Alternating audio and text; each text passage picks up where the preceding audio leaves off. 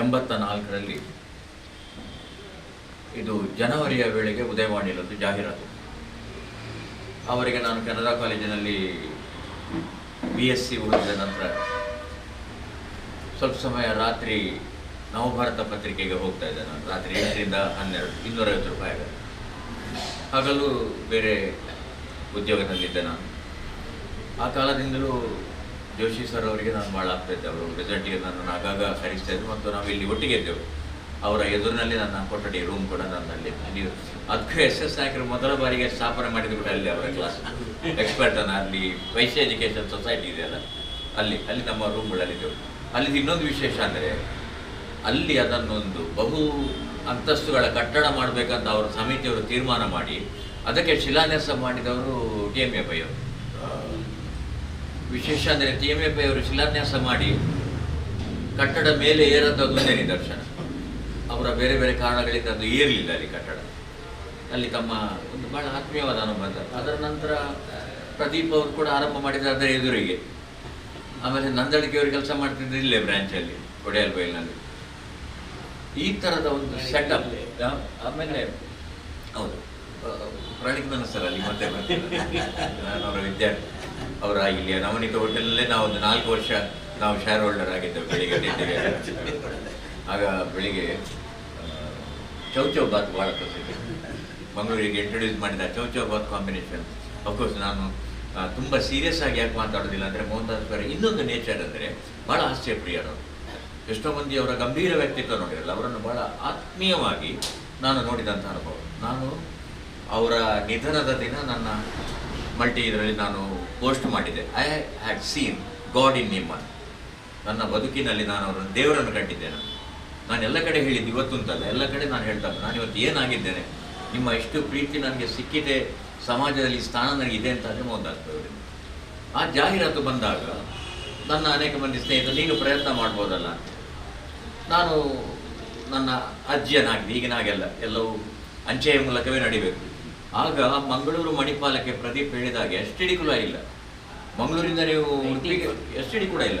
ನೀವು ಟ್ರಂಕ್ ಕಾಲ್ ಮಾಡಿ ಕಾಯಬೇಕು. ಹರಿಕೃಷ್ಣ ಅಣ್ಣಪ್ಪ ನಿಂಗಳನ್ನೇ ಹೇಳ್ಬೇಕು, ನಾವು ಟ್ರಂಕ್ ಕಾಲ್ ಮಾಡಿ ಕಾಯಬೇಕು. ಟ್ರಂಕ್ ಕಾಲ್ ಮಾಡಿ ಕಾಯ್ದು ಒಂದು ದುರಂತ ಅಂದರೆ ನಮಗೆ ನ್ಯೂಸ್ ಕೊಡ್ಲಿಕ್ಕೆ ಹಾಟ್ಲೈನ್ ಇತ್ತು. ಹಾಟ್ಲೈನ್ ಅಂದರೆ ನೇರ ಸಂಪರ್ಕಕ್ಕೆ ವರ್ಷಕ್ಕೆ 25,000 ನಾಗ ರೆಂಟ್. ಅದು ತಿರುಗಿಸಲಿಕ್ಕೆ ಏನಿಲ್ಲ, ನಾವು ನೇರವಾಗಿ ಮಾತಾಡ್ತೀವಿ. ಇಲ್ಲಿ ಲಿಫ್ಟ್ ಮಾಡಿಕೊಂಡು ಅಲ್ಲಿ ರಿಂಗ್, ಅಲ್ಲಿ ಲಿಫ್ಟ್ ಮಾಡಿಕೊಂಡು ಇಲ್ಲಿ ಅಥವಾ ನನ್ನ ಮನೆಯಲ್ಲಿ ರಿಂಗ್, ಆ ಥರದೊಂದು ವ್ಯವಸ್ಥೆ ಹಾಟ್ಲೈನ್. ಉಳಿದದ್ದನ್ನು ನಾವು ಬರೆದು ಬಸ್ಸಲ್ಲಿ ಕಳಿಸೋದು 2 ಸಲ ಬರೆದು. ಸಂಜೆ 6 ಗಂಟೆಗೆ, ಬೆಳಿಗ್ಗೆ 12 ಗಂಟೆಗೆ ಎಲ್ಲ ಬರೆದು ಕೈಯಲ್ಲಿ ಬರಿಬೇಕಣ್ಣಾಗ ಪ್ರತಿಯೊಂದು ರಿಪೋರ್ಟ್. ನಾನು 3 ದಿವಸ 800 ಪೇಜ್ ಬರೆದಿದ್ದಾರೆ, ಫುಲ್ ಪೇಜ್. ಆ 3 ದಿವಸ ಅಂದರೆ 2 ದಿನ ಸಾಹಿತ್ಯ ಸಮ್ಮೇಳನ ನಮ್ಮ ಮುಡುಬಿದಿರೆಯಲ್ಲಿ, ಮರುದಿವಸ ಪರ್ಯಾಯ ಉಡುಪಿಯಲ್ಲಿ. ಇಷ್ಟು ನನಗೆ ಇನ್ನೂ ನೆನಪಿದೆ. ಅದೊಂದು ಆ ಕಾಲಕ್ಕೆ ಒಂದು ದಾಖಲೆ ನನ್ನ ಮಟ್ಟಿಗೆ ಹೇಳ್ಕೊಳ್ಳೋದು. ಈ ತನ್ನೆಲ್ಲ ನೋಡಿದವರು ಮೋಹನ್ದಾಸ್. ಹಾಗೆ ನಾನು ಅರ್ಜಿ ಹಾಕಿದಾಗ ಆಮೇಲೆ ನಮಗೆ ಅಲ್ಲಿ ಟೆಸ್ಟಿಗೆ ಪ್ರಾಯೋಗಿಕವಾದಂಥ ಪ್ರಶ್ನೆಗಳಿಗೆ ನಮಗೆ ಕರೆ ಮಾಡಿದರು. ಆ ಕರೆ ಮಾಡಿದಾಗ ಅದರಲ್ಲಿ 18 ಮಂದಿಯಲ್ಲಿ ನಾವು 3 ಮಂದಿ ಅದಕ್ಕೆ ನಾವು ಆಯ್ಕೆಯಾದರು. ನಾನು, ನಿತ್ಯಾನಂದ ಪಟ್ರೆ ಮತ್ತು ನೂಜಿ ವಿಷ್ಣು ಭಟ್ ಅವರು. ಆ ನಂತರ ನಮಗೆ ಸಂದರ್ಶನ ಮಾಡುವ ಟೈಮಲ್ಲಿ ಅವರು ಹೇಳಿದರು, ನೀವೇ ಸೆಲೆಕ್ಟ್ ಮಾಡಿ, ಯಾರು ಅದರಲ್ಲಿ ಒಬ್ಬರು ನನಗೆ ಮಂಗಳೂರಿಗೆ ಬೇಕು, ನೀವು ಸೆಲೆಕ್ಟ್ ಮಾಡಿ ನನ್ನನ್ನು ಅವ್ರ ಹತ್ರ ಕಳಿಸಿ ಅಂತೇಳಿ. ಆಗ ಉದಯವಾಣಿಗೆ ಮೊದಲ ಬಾರಿಗೆ ಒಂದು ಸ್ಪರ್ಧೆ ಬರುವಂಥ ಸಂದರ್ಭ, ಮುಂಗಾರು ಆರಂಭವಾಗುವ ಸಿದ್ಧತೆ. ಉದಯವಾಣಿಗೆ ಅವರಿಗೆ ಮೊನೋಪಲಿ ಅಂದರೆ ಯಾವುದೇ ಒಂದು ರೀತಿಯ ಸ್ಪರ್ಧೆ ಅಂತ ಇರಲಿಲ್ಲ, ಏಕೈಕ ಪತ್ರಿಕೆ. ಉಳಿದ ಪತ್ರಿಕೆಗಳು ಬೆಂಗಳೂರಿಂದ ಬರುವುದು ಅದಕ್ಕೆ ಡಾಕ್ ಎಡಿಷನ್ ಅಂತ ಕರೆಯುವುದು. ಅಲ್ಲಿ 9 ಗಂಟೆಗೆ ಪ್ರಜಾವಾಣಿ, ಕನ್ನಡಪ್ರಭ ಇತ್ಯಾದಿಗಳನ್ನು, ಎಕ್ಸ್ಪ್ರೆಸ್ ಇತ್ಯಾದಿಗಳನ್ನು ಪ್ರಿಂಟ್ ಮಾಡಿ ಅವರು ಇಲ್ಲಿಗೆ ಕಳಿಸಬೇಕು. ಇಲ್ಲಿ ಆಗ 5 ಗಂಟೆಗೆ 6 ಗಂಟೆ ಮುಡ್ತದೆ. 9ರ ನಂತರ ಪ್ರಧಾನಿ ನಿಧನರಾದ ಅದರಲ್ಲಿ ಬರುವುದಿಲ್ಲ ಆ ಎಡಿಷನ್ನಲ್ಲಿ. ಈಗ ಎಲ್ಲ ಇಲ್ಲೇ ಪ್ರಿಂಟ್ ಆಗ್ತದೆ. ಆ ಕಾಲದ ನಿಮಗೆ ನಾನು 84ರಲ್ಲೇ ಮೋಹನ್ದಾಸ್ ಅವರು ಮತ್ತು ನಾನು ಉದಯವಾಣಿ ಅಂತ ತಮಗೆ ನೆನಪು ಮಾಡಿಕೊಡ್ತಾ ಇದ್ದೇನೆ.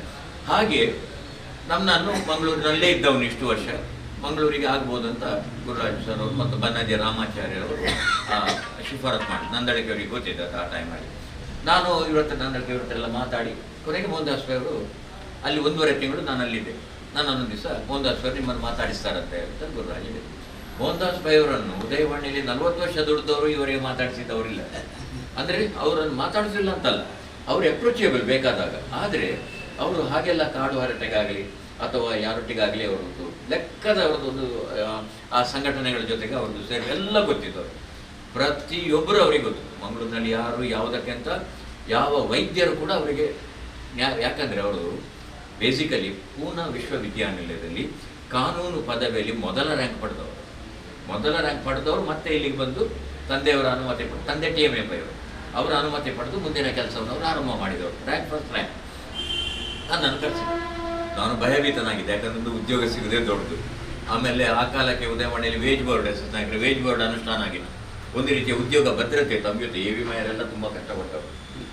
ತಮಗೆ ಗೊತ್ತಿದೆ AV ಮಾಯರು, ನಿಮಗೆ ಸಂದೇವರಿಗೆ ಸಹ ಇಲ್ಲಿ ಅವರೆಲ್ಲ ಎಷ್ಟು ಕಷ್ಟಪಟ್ಟಿದ್ದಾರೆ ಅಂದರೆ ಆ ಕಾಲಕ್ಕೆ ಸಂಬಳ ಎಲ್ಲ ಭಾಳ ಕಡಿಮೆ, ಅಥವಾ ಒಟ್ಟಿಗೆ ಒಳ್ಳೆ ಸಂಬಳ ಭಾಳ ಕಡಿಮೆ. ನನ್ನ ಟೈಮಿಗೆ ಬರುವಾಗ ವೇಜ್ ಬೋರ್ಡ್ ಅನುಷ್ಠಾನ ಆಯಿತು. ವೇಜ್ ಬೋರ್ಡ್ ಅನುಷ್ಠಾನ ಆದಾಗ ಒಳ್ಳೆಯ ಅದಕ್ಕೆ ಹೀಗೆ ಇಂಥ ಹುದ್ದೆಗೆ ಇಷ್ಟು ಸಂಬಳ ಅಂತೇಳಿ ನಮ್ಮಲ್ಲಿ ಅನುಷ್ಠಾನ ಮಾಡಿದ್ರು. ಹಾಗೆ ಭಯ ಪಟ್ಟುಕೊಂಡು ಒಳಗೋದೆ. ಹೀಗೆ ನೋಡಿ, ನನ್ನ ಜೊತೆಗೆ ಗುರುರಾಜ್ ಇದ್ದಾರೆ. ಏನ್ರಿ ಮಂಗಳೂರಿಗೆ ಹೋಗ್ತೀರಾ? ಹೌದು ಸರ್, ನಾನು ಮಂಗಳೂರಲ್ಲಿ ಇದ್ದವನು. ಅಲ್ಲ, ಇದ್ದವನಲ್ಲ, ಈಗ ನೀವು ಹೋಗೋದು ವರದಿಗಾರನಾಗಿ ರೆಡಿ ಇದ್ದೀರಾ? ಇಲ್ಲ ಸರ್, ಹೋಗ್ತಾರೆ. ನಿಮಗೆ ಕೆಲಸದ ವಿಷಯ ಎಲ್ಲ ಹೇಳಿದಾರಲ್ಲ ಅವರು? ಹೇಳಿದ್ದಾರೆ ಸರ್. ಏನು ಪ್ರಾಬ್ಲಮ್ ಇದ್ದರೆ ನನಗೆ ಹೇಳಿ, ನನ್ನ ನಂಬರ್ ಕೊಟ್ಟಿರ್ತೇನೆ ನಿಮಗೆ. ಮತ್ತು ನನಗೊಂದು ವ್ಯವಸ್ಥಿತವಾಗಿ ಅಲ್ಲಿ ಕೆಲಸ ಆಗಬೇಕು. ನಿಮ್ಮ ಲ್ಯಾಂಗ್ವೇಜ್ ಎಲ್ಲ ನಾನು ಮತ್ತೆ ನೋಡ್ತೇನೆ. ಹಾಗೆ ಆಲ್ ದ ಬೆಸ್ಟ್ ಅಂತ ಇವರೆಲ್ಲ ಹೋದ್ರು. ನನ್ನೊಟ್ಟಿಗೆ ಇದ್ದವ್ರು ಹೋಗಿ ಅಷ್ಟೊತ್ತಿಗೆ ನಾವು ಹೊರಗೆ ಇಳಿಯುವಾಗ ಒಂದು ಕರೆ ಬಂತು. 1 ಹತ್ತು ನಿಮ್ಮ ಹತ್ರ ಮಾತಾಡಿಸ್ಬೇಕು. ಅವರಿಗೆ ನನ್ನ ಹತ್ರ ಒಬ್ಬನೇ ಮಾತಾಡಬೇಕು. ಒಳಗೆ ಬರುತ್ತೆ, ಕೂತ್ಕೊಳ್ಳಿ. ಇಲ್ಲ ಸರ್, ನೋಡಿ, ಇನ್ನು ಮೇಲೆ ನೀವು ಉದಯವಾಣಿಯ ಪ್ರತಿನಿಧಿ. ಮುಖ್ಯಮಂತ್ರಿಗಳ ಜೊತೆ ಮಾತಾಡೋದು ನೀವು ಕೈಕಟ್ಟಿ ಮಾತಾಡೋದಲ್ಲ, ನೀವು ಕೂತ್ಕೊಂಡೇ ಗೌರವ ಕೊಟ್ಟು ಕೂತ್ಕೊಂಡು ಮಾತು. ನೋಡಿ, ಕೂತ್ಕೊಳ್ಳಿ. ಅಲ್ಲಿಂದ ನನಗೆ ಹೀಗೀಗೆ ಬೇಕು, ನಾನು ಇಂಥ ನಿರೀಕ್ಷೆಗಳನ್ನು ಮಾಡ್ತೇನೆ. ನನಗೆ ಬೇಕಾದಂಥದ್ದು ಜನರ ಸಮಸ್ಯೆ ಮೊದಲು, ಆಮೇಲೆ ನಾನು ನಿಮಗೆ ಬೇರೆ ಬೇರೆ ನಿಮ್ಮದು ಕೆಲಸ ನೋಡಿ ನಾನು ಅವರದ್ದು ಜ್ಞಾನವನ್ನು ಕಂಡು ನಿಮಗೆಲ್ಲ ಆಶ್ಚರ್ಯ ಆಗ್ಬೋದು. ಅವರು ಬರೀತಿರಲಿಲ್ಲ, ಅವ್ರು ಹೇಳ್ತಾರೆ ನಮಗೇನು ಬರೀಲಿಕ್ಕೆ ಬರೋದಿಲ್ಲ ರೀ, ಓದ್ಲಿಕ್ಕೆ ಬರ್ತದೆ. ಗೊತ್ತಾಯ್ತಲ್ಲ, ಎಂಥ ಒಂದು ಮಾತು ನೋಡಿ, ಅದೆಲ್ಲ ಅವರು ಹೇಳಿದರು. ನಂತರ ನಾನು ಅವರನ್ನು ಗಮನಿಸ್ತಾ ಇದ್ದೆ. ಇವರು ಹೇಳಿದಾಗೆ ಪದೇ ಪದೇ ಸಂಜೆ 6 ಗಂಟೆಗೆ ಅಷ್ಟೊತ್ತಿಗೆ ಸತೀಶ್ ಭಾಯ್ ಉಳಿದ ವ್ಯವಸ್ಥೆಗಳು ಸತೀಶ್ ಭಾಯ್ ನೋಡ್ತಾ ಇದ್ದಾರೆ. 6 ಗಂಟೆಗೆ ಬಂದು ಅಲ್ಲಿ ಕೂತ್ಕೊಳ್ಳೋದು. ಇಲ್ಲಿ ಸತೀಶ್ ಭಾಯ್ ಪಕ್ಕದಲ್ಲಿ, ಅವ್ರ ಜೊತೆಗೆ ಅವರ ಅಣ್ಣ ತಮ್ಮಂದಿರ ಮಕ್ಕಳು.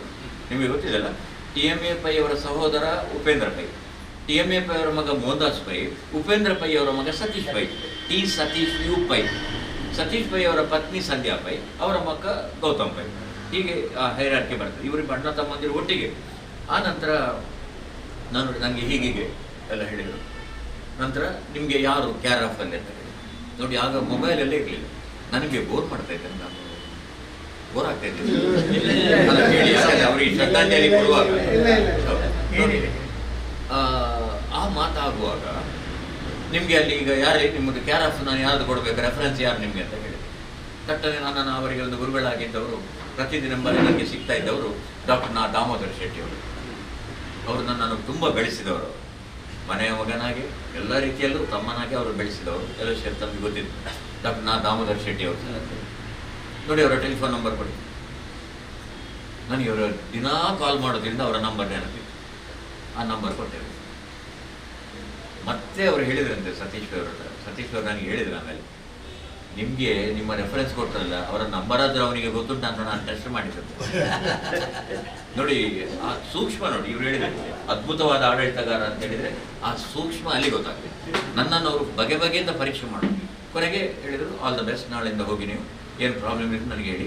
ಇನ್ನು ಮೇಲೆ ನೀವು ಉದಯವಾಣಿಯ ವರದಿಗಾರಲ್ಲ, ನೀವು ಉದಯವಾಣಿಯ ಪ್ರತಿನಿಧಿ ಅಂತ ಹೇಳಿ. You are not only the reporter, you are also the representative of our group ಅಂತ ಹೇಳಿದರು. ನನಗೊಂದು ಕಣ್ಣನೀರು ಬರೋದು. ಬಾಕಿ ನಿಮ್ಮೆಲ್ಲರಲ್ಲಿ ಕೈ ಮುಗಿ ಕಣ್ಣೀರು ಬರೋದು. ಯಾಕಂದರೆ ನಾನೊಂದು ನಿರೀಕ್ಷೆ ಮಾಡದ ಮಾತು ಅವರಲ್ಲಿ ನಾನೆಲ್ಲಿ. ಅದರ ಮರುದಿನ ನಾನು ಮಂಗಳೂರಿಗೆ ಬಂದೆ. ಮಂಗಳೂರಿನಾಗ ಲೈಟ್ ಹೌಸ್ ಹಿಲ್ ರೋಡ್ನಲ್ಲಿ ನಮ್ಮ ಕಚೇರಿ ಇತ್ತು. AV ಮಾಯರ್ ಗುರುಸ್ವರೂಪ, ನಾನು ಬಹಳ ದಿನಗಳಿಂದ ಅವರನ್ನು ಬಲ್ಲೆ. ಆ ವೇಳೆಗೆ ಪ್ರದೀಪ್ ಕೂಡ ಈ ಕ್ಷೇತ್ರಕ್ಕೆ ಅವರು ಆರಂಭಕ್ಕೆ ಬಂದವರು. ಪ್ರದೀಪನ ಮಾತು ಯಾಕೆ, ಅವರು ಪದೇ ಪದೇ ನನ್ನ ಮಾತು ಯಾಕೆ ಹೇಳಿದ್ರು ನನ್ನ ಬಗ್ಗೆ, ನಾವು ಒಟ್ಟಿಗಿದ್ದವರು. ನನ್ನ 1 ವರ್ಷ ಕಿರಿಯರು. ಬೈಲೂರಿನಲ್ಲಿ ಅವರ ಅಜ್ಜನ ಮನೆ. ಅವರ ಅಜ್ಜ ಡಾಕ್ಟರ್ AK ಲಕ್ಷ್ಮೀನಾರಾಯಣ, ಆರೂರು ಕಿಂಗಿ ಲಕ್ಷ್ಮೀನಾರಾಯಣ ರಾವ್. ಅವರು ಆ ಕಾಲಕ್ಕೆ ನಮ್ಮ ಜಿಲ್ಲೆಯಲ್ಲಿ ಮೊದಲ ರಾಜ್ಯೋತ್ಸವ ಪ್ರಶಸ್ತಿ ಪುರಸ್ಕೃತ ವೈದ್ಯರವರು. ಎಂಥ ವೈದ್ಯರು ಅಂದರೆ ಅದ್ಭುತ ವೈದ್ಯರು. ಇವರ ನೇರ ಅಜ್ಜ, ಅವ್ರ ಮನೇಲಿ ಇವರಿದ್ದರು. ನನ್ನ ತಂದೆಯವರಿಗೆ ಹೆಡ್ ಮಾಸ್ಟರ್ ಆಗಿದ್ದರು. ನನ್ನ ಮುಖವನ್ನು ಈ ಪ್ರಪಂಚದಲ್ಲಿ ಮೊದಲು ನೋಡಿದ್ದು ಇವರ ಅಜ್ಜ. ಯಾಕೆ ಗೊತ್ತಾಯ್ತಾ? ನನ್ನ ಡೆಲಿವರಿ ಮಾಡಿಸಿದವರು ಇವರ ಅಜ್ಜ. ಅಮ್ಮ ಮತ್ತೆ ನೋಡಿದ್ದು ಆಯ್ತಾ, ಬೈಲೂರಿನಲ್ಲಿ. ಅಂಥ ಡಾಕ್ಟರು, ಅದ್ಭುತ ಡಾಕ್ಟರ್. ಅವರ ಬಗ್ಗೆ ತುಂಬಾ ಕಥೆಗಳಿವೆ. ಇಲ್ಲಿ ನಿಮ್ಮ ಕಚೇರಿ ಇನಾಗ್ರೇಷನ್ಗೆ ಬಂದಿದೆ, ಅವರ ನೆನಪು ಕಟ್ಕೊಂಡು ಇಲ್ಲಿ ನನ್ನ ನೆನಪು ಸರಿ ಇದೆ, ಹರಿಕೃಷ್ಣ ಸಹಿತ ನಾವಲ್ಲಿ ಅವ್ರ ಬಗ್ಗೆ ಕಥೆ ಹೇಳಿದ್ದಾರೆ. ಹಾಗೆ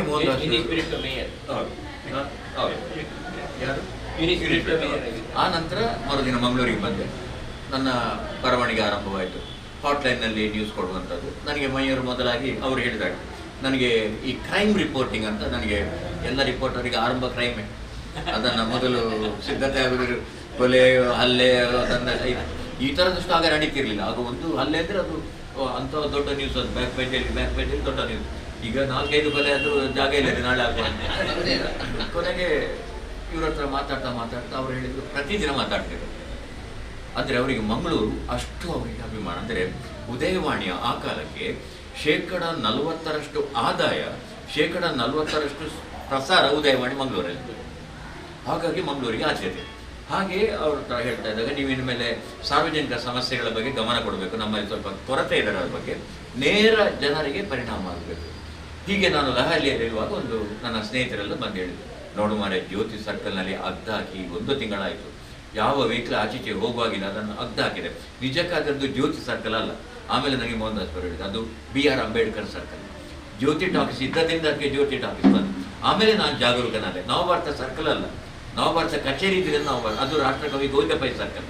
ಇದೆಲ್ಲವನ್ನು ನನಗೆ ಆ ಸೂಕ್ಷ್ಮಲ್ಲಿ ಗೊತ್ತಾಯಿತು. ನಾನು ಹೋಗುವಾಗ ಅಗ್ದ ಹಾಕಿದ್ದಾರೆ, ದೊಡ್ಡ ಹಿಮಾಲಯದಾಗ ಎಲ್ಲ ದೊಡ್ಡ ಬಿದ್ದಿದ್ದು, ವಾಹನಗಳು ಎಲ್ಲೆಲ್ಲಿ ಜನ ನಡೆಯುವಂಥದ್ದಿಲ್ಲ. ನಾನು ಯಜ್ಞರ ಹತ್ರ ಹೇಳಿದರು ನಾನು ಕಳಿಸಿಕೊಡ್ತೇನೆ ಅವ್ರ ಫೋಟೋ ಕಳಿಸಿ, ನನ್ನ ವರದಿ ಸಿದ್ಧ ಆಯಿತು. ಎಲ್ಲೆಂದರಲ್ಲಿ ಜ್ಯೋತಿಯಲ್ಲಿ ಅಗೆತ ಜನರಿಗೆ ಪ್ರಾಣ ಸಂಕಟ ಅಂತ ನಾನೇ ಅದಕ್ಕೆ ಹೆಡ್ಡಿಂಗ್ ಕೊಟ್ಟು ಭಾಳ ಸಂತೋಷಭರಿತವಾದ ವಾರ್ತೆ ನಾನು ಕಳಿಸಿದೆ. ಮರುದಿನ ಅದು ಬ್ಯಾಕ್ ಪೇಜಲ್ಲಿ ಪ್ರಕಟ ಆಯಿತು, ವಿತ್ ಮೈ ಬೈಲೈನ್. ಭಾಳ ಮಂದಿ, ನೀವು ಒಂದು ಒಳ್ಳೆ ಕೆಲಸ ಮಾಡಿದ್ದೀವಿ, ನಮಗೆ ಅಲ್ಲಿ ನಡೀಲಿಕ್ಕಿಲ್ಲ, ವೆಹಿಕಲ್ ಎಲ್ಲೆಲ್ಲಿಂದ ಹೋಗಬೇಕು, ಅಗ್ದಾಕಿ ಎಲ್ಲೋ ಹೋಗಿದ್ದಾರೆ ಎಲ್ಲ. 12 ಗಂಟೆ ಆಗೋದು 2 ಜನ ಅಧಿಕಾರಿಗಳು ಕಚೇರಿಗೆ ಬಂದು ಸರ್, ಅದು ಉಳಿದವರೆಲ್ಲ ನನ್ನನ್ನು ತೋರಿಸಿದ್ರು. ಬಿದ್ದಿರವನಿಗೆ ಬೆಳ್ಳಿಯ ಮನೋಹರ್ ಪ್ರಸಾದ್ ಹೆಸರು ಬಂದಿದ್ದಾರೆ. ಹಾಗೆ ಅಲ್ಲಿ ಬಂದವರು, ನಾವು ಹೀಗೆ PWDಯ ಎಂಜಿನಿಯರಿಂಗ್ ಸೆಕ್ಷನಿಂದ ಬಂದದ್ದು, ಇವತ್ತು ಉದಯವಾಣಿಯಲ್ಲಿ ವರದಿ ಬಂದಿದೆ. ನಾನು ಹೇಳಿದೆ, ಹೌದು, ನನಗೆ ಪಬ್ಲಿಕ್ ಹೆಲ್ತ್ ತುಂಬ ಸರ್, ನಿಜಕ್ಕಾದರೆ ಅದು ಕಾಂಕ್ರೀಟ್ ಆಗ್ತಾ ಇದೆ. ಕಾಂಕ್ರೀಟ್ ವ್ಯವಸ್ಥೆಯನ್ನು ಸ್ಲ್ಯಾಬ್ಗಳನ್ನು ಹಾಕಿದ್ದೇವೆ. ಇನ್ನು ಅದರ ಮುಂದಿನ ಹಂತ, ಅದನ್ನು ಮುಚ್ಚುವ ಪ್ರಕ್ರಿಯೆ ಬರಬೇಕಾದ್ರೆ ಈ ಸ್ಲ್ಯಾಬ್ ಒಣಗಲಿಕ್ಕೆ 3 ತಿಂಗಳು ಬೇಕು. ಅದಕ್ಕೆ ಕ್ಯೂರಿಂಗ್ ಪೀರಿಯಡ್ ಅಂತ ಕರೀತಾರೆ. ಅದು ಎಲ್ಲ ಕಾಮಗಾರಿಗಳಲ್ಲಿ ಅದು ಮಸ್ಟ್ ಆಗ್ತದೆ. ಏನು ಮಾಡಲಿ ನಾನು 1 ನಿಮಿಷ ಅಂತ ಅವರಿಗೆ ಕಾಫಿಯನ್ನು ತರಿಸಿ ಒಳಗೆ ಒಂದಷ್ಟು ಹಾಟ್ಲೈನಲ್ಲಿ, ಆಗ ನಾವು ಡೈರೆಕ್ಟ್ ಮಾತಾಡ್ತಿರ್ಲಿಲ್ಲ, ಈ ಸರ್ ಹೀಗಿದೆ ನೋಡಿ, ಏನು ಹೇಳಿಬಿಡಿ, ಅವರ ಸ್ಪಷ್ಟೀಕರಣ ತಗೊಂಡು ನಾಳೆ ಅದು ನೀವು ಇವತ್ತು ಬ್ಯಾಕ್ ಪೇಜ್ ಇದ್ದರೆ ಅಲ್ಲೇ ಬರ್ತದೆ, ಅವರ ಸ್ಪಷ್ಟೀಕರಣ ತಗೊಂಡು ಮತ್ತೆ ನನಗೆ ಮಾತಾಡಿ ಅಂತ. ನಾನು ಇವರದ್ದು ಸ್ಪಷ್ಟೀಕರಣವನ್ನು ತಗೊಂಡೆ, ಅದು ರೆಡಿ ಮಾಡಿಟ್ಟು ಮತ್ತೆ ಅವರು ಮಾತಾಡಲಿಕ್ಕೆ ಹೇಳಿದರು. ಮಾತಾಡ್ಬೋದು ಅವರು ಹೇಳಿದರು, ನೀವು ವರದಿ ಮಾಡಿದ್ದು ನಾನು ಅದು ನಿಮ್ಮ ಉತ್ಸಾಹ ಅಥವಾ ಈಗ ನೋಡಿ ನಾನು ಅದರ ಬಗ್ಗೆ ಹೆಚ್ಚು ಗಮನ ಹರಿಸಿಲ್ಲ, ನಿಮ್ಮ ಉತ್ಸಾಹ ನನಗೆ ಖುಷಿ ಆಯಿತು. ಆದರೆ ಆನ್ ಗೋಯಿಂಗ್ ವರ್ಕ್ ಬಗ್ಗೆ ಯಾವುದೂ ಕೂಡ ರಿಪೋರ್ಟ್ ಮಾಡಬಾರ್ದು. ಅದು ನಿಂತು ಆನ್ ಗೋಯಿಂಗ್ ವರ್ಕ್, ಒಂದು ಕೆಲಸ ಆಗ್ತಾ ಇರುವಾಗ ಇದು ಅರ್ಧದಲ್ಲಿ ನಿಲ್ಲಿಸಿದ್ದಾರೆ, ಇದರಲ್ಲಿ ಹೀಗಾಗಿಲ್ಲ, ಆ ಕೆಲಸವನ್ನು ಬೇಕಂತಲೇ ನಿಲ್ಲಿಸಿದ್ದಿದ್ರೆ ನೀವು ಅದನ್ನು ಹಾಕಿ. ಆಮೇಲೆ ಯಾವುದೇ ವರದಿ ಮಾಡುವಾಗ ಅದಕ್ಕೆ ಸಂಬಂಧಪಟ್ಟವರ ಸ್ಪಷ್ಟೀಕರಣ ತಗೊಳ್ಬೇಕಾಗಲೇ, ಸ್ಪಷ್ಟೀಕರಣ ಹೇಳಿಕೆ, ಪ್ರತಿ ಹೇಳಿಕೆ. ನಾನೀಗ ಒಬ್ಬನನ್ನು ಅವನ ಬಗ್ಗೆ ಬರೆದಾಗ ನಾನು PW ಅವ್ರ ಕೇಳಬೇಕಿತ್ತು, ಯಾಕೆ ನಿಲ್ಲಿಸಿದಿರಿ, ಆಗ ಅವರು ನನಗೆ ಹೇಳ್ತಿದ್ದೆ ಅದು ಕ್ಯೂರಿಂಗಿಗೋಸ್ಕರ. ಆ ಮಾತು ನನಗೆ ಬದುಕಿನಲ್ಲಿ ಒಂದು ಆದರ್ಶ. ಅದನ್ನು ಎಂದಿಗೂ ನಾನು ನನ್ನ ವೃತ್ತಿ ಜೀವನದಲ್ಲಿ ಬಿಟ್ಟು ಹಾಕಲಿಲ್ಲ. ಆ ಕಾರಣ 36 ವರ್ಷಗಳ ಉದಯವಾಗಿ ಸಾಕ್ಷಿ ಇದ್ದಾರೆ. 36 ವರ್ಷಗಳ ವರದಿಗಾರಿಕೆಯಲ್ಲಿ ಮಾನನಷ್ಟ ಬಿಡಿ, ನಾಟ್ ಇವನ್ ಸಿಂಗಲ್ ಸ್ಪಷ್ಟೀಕರಣ, ಮಾನನಷ್ಟ ಮೊಕದ್ದಮೆ ನನ್ನ ಮೇಲೆ ಒಂದು ಬಂದಿಲ್ಲ 36 ವರ್ಷದಲ್ಲಿ. ಆ ನಂತರ ಒಂದೇ ಒಂದು ಸ್ಪಷ್ಟೀಕರಣ ಆ ನಂತರ ಬಂದಿಲ್ಲ. ನಾನು ಮೊದಲೇ ಆ ವಿವರಗಳನ್ನು ನೋಡಿ, ಅವರ ದೂರದೃಷ್ಟಿ ನೋಡಿ. ಅವರಿಗೆ ನೀವು ಹೇಳ್ಬೋದು ಉದಯವಾಣಿಗೆ ಏನು ಕಾಂಟ್ರಿಬ್ಯೂಷನ್. ಅವರು 6 ಗಂಟೆಗೆ ಕೂತವರು 12 ಗಂಟೆಗೆ ಮೊದಲ ಕಾಪಿ ಹಿಡ್ಕೊಂಡು ಅವರು ಎಲ್ಲಿವರೆಗೆ ಅಂದರೆ ನಾವು ಏನಾದರೂ ಫೋಟೋ ಹಿಡ್ಕೊಂಡು ಹೋಗ್ಬೇಕಿತ್ತು ಸರ್. ಆಗ ಯೋಚಿಸಿದಾಗ ಫೋಟೋಗಳನ್ನೆಲ್ಲ ಈಗಿನ ಹಾಗೆ ಕಳಿಸಲಿಕ್ಕಿಲ್ಲ. ನಿಮ್ಗೊಂದು ನರಸಿಂಹರಾಯ ಕತೆ ಮತ್ತೆ ಹೇಳ್ತೇನೆ. ಅಲ್ಲಿ ನಾವು ತಗೊಂಡು ಹೋಗ್ಬೇಕಿತ್ತು. ಒಮ್ಮೊಮ್ಮೆ ನಾನು ರಾತ್ರಿ ತಗೊಂಡೋದ್ರೆ 12 ಗಂಟೆವರೆಗೆ ಅವ್ರ ಜೊತೆ ಮಾತಾಡಬೇಕು. ಟೀ ತನಕ ಅವರು ಕುಡಿತಾರೆ, ಅವರಿಗೆ ಮನೆಯಿಂದ ಅವರಿಗೆ ಕಪ್ಪು ಕಾಫಿ ಬರೋದು ಅವರಿಗೆ. ಅವರು ನನಗೆ ಟೀ ತನಕ ಅವ್ರ ಜೊತೆ 12 ಗಂಟೆವರೆಗೂ ನಾನು ಮಂಗಳೂರಿನ ಕತೆ ಎಲ್ಲ ಕೇಳಬೇಕು ಅವರಿಗೆ. ಇವರೆಲ್ಲ ಆಗಿದ್ದಾರೆ, ಅವರ ಪರಿಚಿತರೆಲ್ಲ ಆಗ ತುಂಬ ಆಪ್ತಾರೆ ಕೆಲವರಿದ್ದು. ಮೋಹನ್ದಾಸ್ ನಾಯ್ಕ್ ಡಾಕ್ಟರ್ ಅವರು, ಅನಂತರ PR ನಾಯ್ಕ್ ಅವರು, ಪಬ್ಲಿಸಿಟಿ ಅವರು, ಹೀಗೆ ಅವರ ಕೆಲವು ಆಪ್ತರಿದ್ದರು. ಅವ್ರ ಬಗ್ಗೆ ನನ್ನ ಹತ್ರ ಕೇಳೋದು. ಮತ್ತು ರಾಜಕೀಯ ಆಗಿದ್ದಾರೆ ಅದೆಲ್ಲ ಕೇಳಿಕೊಂಡು ಅವರು ಅಷ್ಟು ಮಾತಾಡೋದು ಹಾಗೆ ನೋಡಿ ಮನೋಹರ ಅಂತ ಶುರು ಮಾಡೋದು. ಇದೆಲ್ಲ ನಾನು ಅಲ್ಲೆಲ್ಲ ಸಾಕ್ಷಿ. 12 ಗಂಟೆವರೆಗೆ ಅವ್ರು ನನ್ನ ಜೊತೆ ಇದ್ರು. ಅಷ್ಟಾಗಿ ಮರುದಿನ ಬೆಳಿಗ್ಗೆ 11 ಗಂಟೆಯ ವೇಳೆಗೆ ನಮ್ಮೊಂದು ಸುದ್ದಿ ಬಂತು, ಸತೀಶ್ ಆಗ ಜಾಯ್ನ್ ಆಗಲಿಲ್ಲ ಪತ್ರಿಕೋದ್ಯಮ. ಪಿಲಿಕುಳದಲ್ಲೊಂದು ದುರಂತ ಆಯಿತು, ದೋಣಿ ದುರಂತ. ನೀವು ಜಾಯ್ನ್ ಆಗಿದ್ದಾರೆ ಆಗ? ಇಲ್ಲ. ಅದರಲ್ಲಿ 8-10 ಮಕ್ಕಳು ಮತ್ತು ದೇಹ ಸಿಗ್ತಾರೆ ಆಯ್ತಾ. ಅದು ಸುಮಾರು 12 ಗಂಟೆಗೆ ನಾನು ಮೋಹನ್ದಾಸ್ವರಿಗೆ ಫೋನ್ ಮಾಡಿ. ಆಗ ಈಗ ನನಗೆ ಟಿ ವಿ ಇಲ್ಲಲ್ಲ, ಟಿ ವಿ ಮಂಗಳೂರಿಗೆ ಬಂದದ್ದು 1984 ಜುಲೈ 27. ನಾನು ಉದಾಹರಣೆಗೆ ಸೇರಿದ ಮೇಲೆ ಬಂತು ಟಿ ವಿ. ಆಮೇಲೆ ಕೇಬಲ್ ಟಿ ವಿ ಬಂದದ್ದು, ಅದು 10 ವರ್ಷ ಕಳೆದು. ಆ ನಂತರ ಮಾಹಿತಿ ತಂತ್ರಜ್ಞಾನ ಬಂದದ್ದು ಮತ್ತು 10 ವರ್ಷ ಕಳೆದು. ಆ ಕಾಲಕ್ಕೆ ಅವರಿಗೆ ನಾವು ಹಾಟ್ಲೈನಲ್ಲಿ ಕೊಟ್ಟೆ, ಆಪರೇಟರ್ ಕನೆಕ್ಟ್ ಮಾಡಿ ಲೈನಲ್ಲಿ ಕೊಟ್ಟೆ. ಅಲ್ಲ ರೀ, ನೀವು ಎಷ್ಟು ಗಂಟೆಗೆ ಹೋದದ್ದು ಮಂಗಳೂರಿಗೆ? ನಾನು ಬೆಳಿಗ್ಗೆ 5 ಗಂಟೆಗೆ ಮುಟ್ಟಿದ್ದೇನೆ ಸರ್. ನೀವು ನನ್ನೊಟ್ಟಿಗೆ ಇದ್ರಲ್ಲ 12 ಗಂಟೆವರೆಗೆ? ಹೌದು ಸರ್. ಮತ್ತೆ ಹೇಗೆ ಹೋದ್ರಿ? ನಾನಲ್ಲಿ ಸ್ವಲ್ಪ ಪೇಪರಲ್ಲಿ ಮಲಗಿದ್ದೆ ಸರ್, ಪೇಪರ್ ವ್ಯಾನ್ನಲ್ಲಿ ಮಂಗಳೂರಿಂದ ಬಂದೆ. ನೋಡಿ ಈಗ ವರದಿ ಮಾಡಿ ಮತ್ತೆ ಮಾತಾಡಿ. ಅಲ್ಲಿಂದ ಮತ್ತೆ ವರದಿ ಆಯಿತು. ಆ ನಂತರ ನಾನು ಮಂಗಳೂರು ಅಲ್ಲಿಗೆ ಹೋದರೆ ಅವರ ಗ್ರೀನ್ ಪಾರ್ಕ್ ಹೋಟೆಲಲ್ಲಿ ನನಗೆ ಮೊದಲೇ ದೇವದಾಸ್ ಆಚಾರ್ಯರಿಂದ ರೂಮ್ ಬುಕ್ ಮಾಡಿಸಿದ್ದಾರೆ. ಯೋಚನೆ ಮಾಡಿ, ಅವರಿಗೆ ನಾನು ಅಲ್ಲೇ ಮಲಗಿ ಪೇಪರ್ ವ್ಯಾನಲ್ಲೇ ಹೋಗಿದ್ದೇನೆ ಎಂಬುದು ಅವರಿಗೆ ಸಹಿಸಲಿಕ್ಕಾಗಲಿಲ್ಲ. ನಮಗೆ ಕೇಳಲಿಕ್ಕೆ ಧೈರ್ಯ ಇಲ್ಲ. ಆಗ ನಮಗೆ ಒಂದು ಉದ್ಯೋಗವನ್ನು ಉಳಿಸ್ಕೊಳ್ಳೋದೇ ದೊಡ್ಡ ಕೆಲಸ ಅಲ್ಲ. ಇನ್ನೊಂದು ಕಡೆ ಇಮಿಡಿಯೇಟ್ ಹೋಗ್ಲಿಕ್ಕೆ ಸಾಧ್ಯ ಇದೆಯಾ? ಆ ಥರದೊಂದು ಮೋಹನ್ದಾಸ್ ಅವರು. ಆ ನಂತರ ಹೀಗೆ ಬೆಳೀತು. ಮುಂದೆ ನನಗೆ ಅವರು ಕುಗ್ರಾಮ ಗುರುತಿಸಿ ಯೋಜನೆ ಕೊಟ್ಟರು. ಕುಗ್ರಾಮ ಗುರುತಿಸಿ ಯೋಜನೆಯಲ್ಲಿ ನಿಮಗೆ ಗೊತ್ತಿದೆ, 2ನೇ ಹಂತ. ಮೊದಲನೇ ಹಂತದಲ್ಲಿ ಅವರು ಈಶ್ವರ ರೈತೋಟ, 2ನೇ ಹಂತದಲ್ಲಿ ನಾನು ಯಜ್ಞರು. ಈ ನಮ್ಮ ಅವಿಭಜಿತ ಜಿಲ್ಲೆ ಆಗ ಇಡುಪೆ, ಹೌದು ದಕ್ಷಿಣ ಅಲ್ಲ, ಅವರು ಇಡುಪೆ ಮೊದಲ ಹಂತದಲ್ಲಿ, ನನ್ನ ಹಂತದಲ್ಲಿ ಮಾಡಿಲ್ಲ, ವಿಟ್ಲದ ಮಾಡಿಲ್ಲ 2ನೇ ಹಂತದಲ್ಲಿ. ಮೊದಲ ಹಂತದಲ್ಲಿ ಇಡುಪೆ ಈಶ್ವರ ರೈತೋಟ ಟೈಮಲ್ಲಿ ನನಗೆ 5 ಜಿಲ್ಲೆಯ ಎಲ್ಲ ರಿಮೋಟ್ ಏರಿಯಾಗಳಿಗೆ ನಾನು ಹೋಗಿದ್ದೆ. ಅದಕ್ಕೆ ನನಗೆ ಮಾರ್ಗದರ್ಶನ ನೋಡಿ. ಹೀಗೆ ಸರ್ ಅದಕ್ಕೆ ಒಂದು ಉದಾಹರಣೆ ನೋಡಿ. ಏನುಂಟು ಇವತ್ತು? ಇಲ್ಲ ಸರ್, ಒಂದು ವಿಟ್ಲದ ಹತ್ರ ಒಂದು ಬೋರ್ವೆಲ್ ಜನರಿಗೆ ಭಾಳ ಅಗತ್ಯ ಉಂಟು ಸರ್. ಒಬ್ಬರು ಲೆಟರ್ ಹಾಕ್ತಾ ಇದ್ರು. ಎಂತ ಮಾಡ್ತೀರಿ ಅದನ್ನು? ನಾನು ಪಬ್ಲಿಷ್ ಮಾಡೋ ಜನರಿಗೆ ನೀವು ನಾಳೆ ಬೆಳಿಗ್ಗೆ ಒಂದು ಹೋಗಿ ಬನ್ನಿ, ಅದು ಬಿಲ್ ಮತ್ತು ಅವರಿಗೆ ದೇವಸ್ಥಾನ ಕಳಿಸ್ಲಿಕ್ಕೆ ಟ್ಯಾಕ್ಸಿ ಮಾಡ್ಕೊಂಡು ಹೋಗಿ ಬನ್ನಿ ಮತ್ತೆ ಹೇಳಿ ನನಗೆ. ನಾನಲ್ಲಿ ಹೋಗಿ ನೋಡಿದರೆ ಯಾರು ನಮಗೆ ಕಳಿಸಿದ್ದಾರೆ, ಆ ಬೋರೆಲ್ಲ ಅವನ ಮನೆಗೆ ಮಾತ್ರ. ನಂತರ ವಿಟ್ಲದ ಒಂದು ಗ್ರಾಮ ಪಂಚಾಯತ್, ಆಗ ಜಿಲ್ಲಾ ಪಂಚಾಯತ್ ಆ ಸ್ಥಳ ಸರ್ ನೋಡಿ, ಅವರ ದುರಾಲೋಚನೆ ನೋಡಿ. ಅವರು ನನಗೆ ಗೊತ್ತಾಯ್ತು, ಅವರು 500 ಮನೆಗೆ ಪಗಾರ ಹಾಕ್ಬೇಕಿತ್ತು. ನಾನು ಮತ್ತೆ ನೋಡಿ ಹೇಳ್ತೇನೆ ಅಂತ ಹಿಂದೆ ಬಂದೆ, ಅವರಿಗೆ ತಿಳಿಸಿದೆ ಅಷ್ಟೇ, ಏನು ಹೇಳೋದಿಲ್ಲ ನಿಮಗೆ ಅಂತ. ಇದು ಅವರು ಕೊಟ್ಟಂತ ನಾನು ಬೆಳೆಸಿದ ವಿಧಾನ. ಆನಂತರ ಇಲ್ಲಿಯ ಸ್ಥಳೀಯ ಟಿ ವಿಗಳೆಲ್ಲ ಆರಂಭ ಆದಾಗ ನನಗೆ ಆ್ಯಂಕರಿಂಗ್, ನ್ಯೂಸ್ ರೀಡಿಂಗ್, ಮಂಗಳೂರಿನ ಮೊದಲ ನ್ಯೂಸ್ ರೀಡರ್ ನಾನಂತ ಒಂದು ಆರೋಪ ಉಂಟು. ಆಮೇಲೆ ಲೈವ್ ನಾನೇ ಮಾಡಿದ್ದಂತ ಒಂದು ಆರೋಪ ಇದೆ. ಇದೆಲ್ಲ ಅವರ ಅನುಮತಿ ಸರ್. ಹೀಗೆ ನನ್ನ ಬಿಡುವಿನ ಟೈಮಲ್ಲಿ ಅವ್ರು ಹೇಳಿದ್ರು, ಏನು ತೊಂದರೆ ಇಲ್ಲ, ಬಟ್ ನಮ್ಮ ರಿಪೋರ್ಟಿಗೆ ತೊಂದರೆ ಆಗಬಾರ್ದು. ಇಲ್ಲ ಭಾನುವಾರ ಏನಾದ್ರು ಹೆಚ್ಚು ಕಡಿಮೆ ಏನು ಮಾಡ್ತೀರಿ? ನಾನು ಕೂಡಲೇ ಹೋಗ್ತೇನೆ ಅಂತ 1 ಗಂಟೆ ನನಗೆ ಅಲ್ಲಿ ಆಯ್ತು, ನೋ ಪ್ರಾಬ್ಲಮ್. ಮತ್ತು ಡೈಲಿ ನ್ಯೂಸಿಗೆ ಒಳ್ಳೆದಾಯ್ತು, ನಮಗೆ ಕೆಲವು ನ್ಯೂಸ್ ಸಿಗ್ತದೆ ಅಂತ ಹೇಳಿದ್ರು. ನನಗೆ ಸಪೋರ್ಟ್ ಮಾಡಿದರು ಸತೀಶ್ ಅವರು ಅಂತ ಹೇಳಿದ್ರು, ಸಾಂಗ್ರತಕ. ಹಾಗೆ ಉಳಿದವರಿಗೆ ಹೇಳಿಸಿ ಅಧಿಕೃತವಾಗಿ ನಾನೊಂದು 15 ವರ್ಷ ಉದಯವನ್ನು ಇದ್ದುಕೊಂಡು ಅಲ್ಲಿ ಜಾಬೆಲ್ಲ ಆಯಿತು ಸರ್. ಅವರು ಜನಮನ ಅಂತ ಒಂದು ಭಾಳ ಪ್ರಸಿದ್ಧ ಕಾರ್ಯಕ್ರಮ ಇತ್ತು, ತಾವೆಲ್ಲರೂ ಬಹುತೇಕ ಮಂದಿ ಭಾಗವಹಿಸಿದ್ದೇನೆ ಅದರಲ್ಲಿ. ಅದು ಆಮೇಲೆ ನ್ಯೂಸ್ ರೀಡಿಂಗ್ ಅನ್ನೋ ಸ್ಟುಡಿಯೋಕ್ಕೆ ಮಾಡ್ತಾ ಇದ್ದೆ ನಾನು. ಹೀಗೆ ಅವರ ಕುಗ್ರಾಮ ಗುರುತಿಸಿಯಲ್ಲಿ ನನಗೆ ಕೆಲವು ವಿಚಾರಗಳನ್ನು ತಿಳಿಸಿ, ಹೇಗೆ ಹೋಗಬೇಕು, ಯಾರನ್ನು ಮಾತಾಡಿಸಬೇಕು, ಮತ್ತು ಅದರ ಇನ್ನೊಂದು ಮುಖ ಯಾವುದು, ಹೀಗೆಲ್ಲ ಮಾಡಿ ಕೊನೆಗೆ ನಾವು 4 ಗ್ರಾಮ ಆಯ್ಕೆ ಮಾಡುವಾಗ 2 ಭಾನುವಾರ ನಮ್ಮ ಜೊತೆಗೆ ಬಂದಿದೆ. ಅದರಲ್ಲಿ ಒಂದು ಗ್ರಾಮ ಯಾವುದು ಗೊತ್ತಾ? ಸದಾನಂದ ಗೌಡರ ಹುಟ್ಟೂರು, ಮಂಡೆಕೋಲ್ನ ಹತ್ರ ಇನ್ನೊಂದು ಪುಟ್ಟ ಏರಿಯಾ, ಅದು ನಮ್ಮ ಲಿಸ್ಟಲ್ಲಿ ಇತ್ತು. ನಾವು ಹೋದೆವು ಅಲ್ಲಿಗೆ. ಆ ಮಂಡೆಕೋಲ್ನ ವೃತ್ತಾಂತ, ಸದಾನಂದ ಗೌಡರ ಮೂಲ ಮನೆ ಅದು ಮಂಡೆಕೋಲ್. ಅಲ್ಲಿ ಅವರಾಗ ಇರಲಿಲ್ಲ, ಪುತ್ತೂರು ಕಾರ್ಯಕ್ಷೇತ್ರ ಆಗಿತ್ತು. ಅಲ್ಲಿ ವಿಷಯ ಅಂದರೆ ನೀವು ನಂತರ ಇಲ್ವಾ, ಪುತ್ತೂರು ಅಥವಾ ಪಕ್ಕದಿಂದ ಯಾರೊಬ್ಬ ವಾರಕ್ಕೊಮ್ಮೆ ಅಲ್ಲಿ ಒಂದು ಹಟ್ಟಿಗೆ ಬರೋದು, ಈ ಮುಡಿಯ ಮಾಡಿನ ಒಂದು ಸಣ್ಣ ಗೂಡು. ಅಲ್ಲಿ ಯಾರೆಲ್ಲ ಶೇವ್ ಮತ್ತು ಹೇರ್ ಕಟ್ ಮಾಡಬೇಕು ಅವರೆಲ್ಲ ಅಲ್ಲಿ ಕೂತಿದ್ರು. ಅಲ್ಲಿ ಸೆಲೂನ್ ಇರಲಿಲ್ಲ, ಸೆಲೂನಿಗೆ ಇಲ್ಲಿಂದ ಬರ್ತಾರೆ. ಆದರೆ ಆ ಹಳ್ಳಿ ಬೇರೆ ಸೌಲಭ್ಯ ಇತ್ತು ಅಲ್ಲಿ. ಕುಗ್ರಾಮ ಗುರುತಿಸಿ ಅವ್ರು ಗೈಡ್ಲೈನ್ ಕೊಟ್ಟಿದ್ರು, ರಸ್ತೆ ಇರಬಾರ್ದು, ಆಮೇಲೆ ಆಸ್ಪತ್ರೆ ಇರಬಾರ್ದು, ಪ್ರಾಥಮಿಕ ಆರೋಗ್ಯ ಕೇಂದ್ರ ಇರಬಾರ್ದು, ಆಮೇಲೆ ಪಶುವೈದ್ಯ ಸೌಲಭ್ಯ ಇರಬಾರ್ದು, ಗ್ರಂಥಾಲಯ ಇರಬಾರ್ದು, ಕುಡಿಯುವ ನೀರಿನ ಸೌಲಭ್ಯ ಇಷ್ಟು ಇಲ್ಲದನ್ನು ಕುಗ್ರಾಮ ಅಂತ ಗೊತ್ತಿತ್ತು. ಈಗ ದುಡುಪೆ ನಿಮ್ಗೆ ಆಶ್ಚರ್ಯ ಆಗೋದು, ಮಾಡಿಲ್ಲ ನಿಮ್ಗೆ ಆಶ್ಚರ್ಯ ಆಗೋದು. ಉದಾಹರಣೆಯಲ್ಲಿ ಬಂದ ಮೇಲೆ ಈ ಗೈಡ್ಲೈನ್ಸ್ ಪ್ರಕಾರ ನಮ್ಮ ಜೊತೆಗೇ ಬರ್ತಿದ್ರು. ನಾನು, ಅವರು, ಈಶ್ವರ್ ದೈತೋಟ ಮತ್ತು ಒಮ್ಮೊಮ್ಮೆ ಗುರುರಾಜ್ ಮತ್ತು ಮೋಹನ್ದಾಸ್ ಅವರು ನಮ್ಮ ಜೊತೆಗೆ ಅವರು ಹೋಟೆಲಲ್ಲಿ, ನಮಗೆ ಪುತ್ತೂರಿನ ಮಹೇಶ್ ಹೋಟೆಲ್ನಲ್ಲಿ ಇವತ್ತಿಗೂ ನನಗೆ ಆಸೆ. ಅಲ್ಲಿ ಅವರಿಗೆ ಅಲ್ಲಿದ್ದು ದೋಸೆ ಮತ್ತು ಬೆಳ್ಳುಳ್ಳಿ ಚಟ್ನಿ ಇಷ್ಟ ಅವರಿಗೆ. ಮಹೇಶ್ ಹೋಟೆಲ್ ಅಂತ ಉಂಟು, ಈಗ ನನಗೆ ಸುಮಾರು ಸಮಯ ಹೋಗಿ ಅಲ್ಲಿ ಹೋದರೆ ಆ ಬೆಳ್ಳುಳ್ಳಿ ಚಟ್ನಿ ಭಾರಿ ಟೇಸ್ಟ್ ಸರ್. ಅವರು ಮಂಗಳೂರಲ್ಲಿ ಸಹ ಮಾಡಿದ್ರು ಅಂತ ಕಾಣ್ತದೆ ನನಗೆ, KSRTC ಇರಲಿ. ಹೀಗೆ ಮೋಹನದಾಸರು 12 ಗಂಟೆ ರಾತ್ರಿವರೆಗೆ ಅವರು ಇದ್ದು ಅವ್ರು ಹೋಗ್ತಿದ್ದವರು. ಆನಂತರ ನಮ್ಮದು ಸುದ್ದಿ ಏನಾದರೂ ತಪ್ಪಾದರೆ ಅವ್ರು ಹೇಳೋದು, ನೋಡಿ ಒಂದು ನನಗೆ ಅವ್ರು ಹೇಳಿಕೊಟ್ರು ಒಂದು ದಿವಸ, ನೋಡಿ ನೀವು 3 ಮಿಲಿಮೀಟರ್ ಮಳೆ ಆಗಿದೆ ಅಂತ ಬರ್ತಿದ್ದೀರಿ, ನಿಮ್ಮ ಹಳ್ಳಿಯಲ್ಲಿ ನಮ್ಮ ಪೇಪರ್ ಹೋಗ್ತದಲ್ಲ, ಎಷ್ಟು ಹೋಗ್ತದೆ ಗೊತ್ತಾ ಹಳ್ಳಿಯಲ್ಲಿ? 40% ನಮ್ಮದು ಹಳ್ಳಿಯಲ್ಲಿ ಹೋಗ್ತದೆ, 30% ಮಂಗಳೂರಿನದ್ದು, 30% ಹೊರಗೆ ಹಾಸನ. ಆಗ ಒಂದೇ ಎಡಿಷನ್. ಮಿಲಿಮೀಟರ್ನಲ್ಲಿ ಏನು ಅರ್ಥ ಆಗ್ತದೆ ಜನರಿಗೆ? ಏನು ಮಾಡೋದು? ಅದಕ್ಕೆ ಏನು ಮಾಡಬೇಕಂದ್ರೆ ಇದೇ ಅವಧಿಯಲ್ಲಿ ನಿನ್ನೆ 2 ಮಿಲಿಮೀಟರ್ ಮಳೆ ಆಗಿತ್ತು ಅಂತ ಸೇರಿಸಬೇಕು. ಆಗ ಹಳ್ಳಿಯಲ್ಲಿ ಕಂಪೇರ್ ಮಾಡಿ. ಒಂದು ಸಿಲ್ಲಿ ವಿಷಯ ಅಂತ ಕಾಣ್ತದೆ ನಿಮ್ಗೆ ಇದು. ಒಂದು ಪತ್ರಿಕೆ ಅಂದರೆ ಅದು ಮಾಹಿತಿ ಕೊಡಬೇಕು, ಜ್ಞಾನ ಕೊಡಬೇಕು. ವರದಿಯ ಜೊತೆಗೆ ಅದು ಜ್ಞಾನವನ್ನು ಜನತೆ ಓದುಗರಲ್ಲಿ. ಇವತ್ತಿಗೂ ನಮ್ಮ ಹೈಯೆಸ್ಟ್ ಓದುಗರು ಟೀಚರ್ಸ್. Udayavani highest ಓದರ್ teachers. ಆಮೇಲೆ ಬೆಳಿಗ್ಗೆದ್ದು ಗೃಹಿಣಿಯರು. ಮೊದಲು ಗೃಹಿಣಿಯರು ಓದಿ, ಗಂಡಸೆಲ್ಲ ಮತ್ತೆ ಹೇಳೋದಲ್ಲ, ಅವರು ಓದಿ ಫುಲ್ಲು ಓದ್ತಾರಂತಲ್ಲ. ಹಾಗಾಗಿ ಆಕ್ಸಿಡೆಂಟ್ ಆದಾಗ ಹೆಣಗಳನ್ನು ಹಾಕ್ಲಿಕ್ಕಿಲ್ಲ ಫೋಟೋ, ನಮ್ಮಲ್ಲಿ ಬ್ಲಡ್ಡಿನ ಫೋಟೋ ಹಾಕ್ಲಿಕ್ಕಿಲ್ಲ.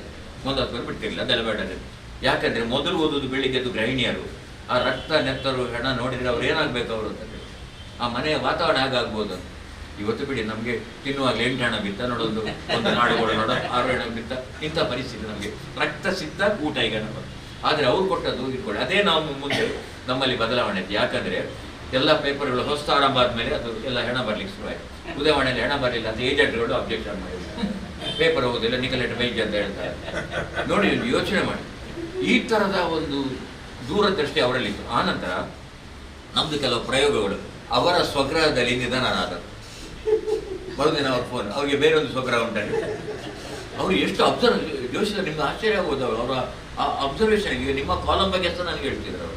ನೋಡಿ ಅವ್ರದ್ದು ಆ ಕಾಲಮ್ ಇದೆ, ಏನಿದೆ ರಿಯಾಕ್ಷನ್ ನೋಡಿ. ಅವರು ನಮಗೆ ಒಂದು ನಮ್ಮ ಸರಿ ಇದರ ಬಗ್ಗೆ ಸಂಸ್ಕೃತಿ ಸಮ್ಮುಖ ಮತ್ತು ಲಲಿತ ಅಲ್ಲ, ತಮ್ಮದು ಇದು ಬಂತಲ್ಲ, ನಮ್ಮ ಆಧ್ಯಾತ್ಮಿಕವಾದ ಒಂದು ಭಾರತೀಯ ತತ್ವಶಾಸ್ತ್ರ. ಅದಕ್ಕೆ ಜನರ ಹೇಗೆ ಪ್ರತಿಕ್ರಿಯೆ ಉಂಟು ಅಂತ ಅವ್ರು ಕೇಳ್ತಾ ಇದ್ರು. ಇವರು ನಂದಳಿಕೆ ಒಂಥರ ಭಾಳ ಪ್ರೀತಿ, ನಾವೆಲ್ಲ ಒಟ್ಟಿಗೆ ಹೋಗ್ತಿರ್ತೇವೆ. ಆ ನಂತರ ನೋಡಿ ಅವರು ಶಬ್ದ, ಬೇರೆ ಸ್ವಗ್ರಹ ಇದೆಯಾ ಅವರಿಗೆ? ಆನಂತರ ಅವರ ಸ್ವಗ್ರಹ ಕಟ್ ಮಾಡಿ ಸ್ವಗ್ರಹದಲ್ಲಿ ಇದ್ದಿದ್ದಾರೆ, ಅಥವಾ ಆಸ್ಪತ್ರೆಯಲ್ಲಿ. ಇವತ್ತಿಗೂ ಸ್ವಗ್ರಹದ ಮತ್ತೆ ಇನ್ನೊಂದು ಪ್ರಯೋಗ ಯಾರೋ ಮಾಡಿದರು ನೋಡಿ. ಅವ್ರಿಗೆ ಹೇಳಿ ಆ ರಿಪೋರ್ಟ್ರಿಗೆ ಅವರು ನನ್ನ ಹತ್ರ ಹೇಳಿಸುವುದಾಗಿ. ಅಂದರೆ ಅವರದೊಂದು ಪ್ರವೃತ್ತಿ ಇತ್ತು, ಅದೊಂದು ನನಗೆ ಮತ್ತೆ ಗೊತ್ತಾಯಿತು. ಅವರು ಎಂದೂ ಕೂಡ ಸೆಕ್ಷನ್ನ ಮುಖ್ಯಸ್ಥನನ್ನು ಬಿಟ್ಟು ಬೇರೆ ಯಾರೊಂದಿಗೂ ಅವ್ರು ಮಾತನಾಡಿದವರಲ್ಲ, ಅವರಿಗೆ ಬೈದವರಲ್ಲ, ದೂರಿದವರಲ್ಲ. ಸತೀಶ್ ಸ್ವಲ್ಪ ಸಮಯ ಇದೆ ನಿಮಗೆ ನೆನಪಿರ್ಬೇಕು. ಯಾರೊಟ್ಟಿಗೂ ಅವರು ಯಾರು ಕೆಲಸ ಮಾಡ್ತಾರೆ ಅವರಿಗೆ ಬೈಲ್ಲ, ಅವರ ಟಾಪ್ ಯಾರಿದ್ದಾನೆ ಅವನಿಗೆ. ಯಾಕಂತಂದರೆ ನೀವು ತಳಮಟ್ಟದಲ್ಲಿರುವವರಿಗೆ ಸಹ ನೀವು ಬೈಲಿಕ್ಕೆ ಶುರು ಮಾಡಿದರೆ ಮ್ಯಾನೇಜ್ಮೆಂಟ್ ಅವ್ನು ನರ್ವಸ್ ಆಗಿ ಹೋಗ್ತಾರೆ, ವರ್ಕ್ ಮಾಡುವ ಅವನಿಗೆ ಕೆಪಾಸಿಟಿ ಇರೋದಿಲ್ಲ. ಯಾಕಂದರೆ ಈ ವರದಿಗಾರಿಕೆ ಅನ್ನೋದು ಕ್ರಿಯೇಟಿವಿಟಿ, ಫೋಟೋಗ್ರಫಿ ಅನ್ನೋದು ಕ್ರಿಯೇಟಿವಿಟಿ. ಪ್ರತಿ ಸಲ ನೀವು ಹೊಸತನ್ನು ಬರಿಬೇಕು. ಅವ್ರು ಹೇಳೋದು ಮೈಂಡ್ ಫ್ರೆಶ್ ಇರಬೇಕು. ಹಾಗಾಗಿ ಅವರು ಆ ಮಾತನ್ನು ಎಲ್ಲರಿಗೂ ಹೇಳ್ತಿದ್ರು. ನಮ್ಮಲ್ಲಿ ಭಾಳ ದೊಡ್ಡ ನನಗೆ ಹೇಳೋದು, ನನಗೆ ಬೈಲಿಕ್ಕಿದ್ದರೆ ಸತೀಶ್ ಬೇವ್ರ ಹತ್ರ ಬಯಸೋದವರು. ಅವರು ನಮಗೆ ಸತೀಶ್ ಬೇವ್ರು ಬೈದರೆ ಅದು ಇವ್ರು ಬೈದರು ಅಂತ ಲೆಕ್ಕ. ಅದು ನಮಗೆ ಕ್ಲಿಯರ್ ಗೊತ್ತಾಗ್ತಿತ್ತು. ಅವರಂದ್ರೆ ಸತೀಶ್ ಬೇವ್ರು ಭಾಳ ಆತ. ಆಮೇಲೆ ಅವ್ರು ಹೇಳ್ತಿದ್ರು, ಅಲ್ಲ ನಾನು ಸರಿ ಮಾಡಿ ನೀವು ಅಂತ ಅವರು ಪ್ರೀತಿಯಲ್ಲಿ ಹೇಳೋರು. ಒಮ್ಮೆ ಹೇಳಿಬಿಡ್ತಿದ್ರು ಅವರು.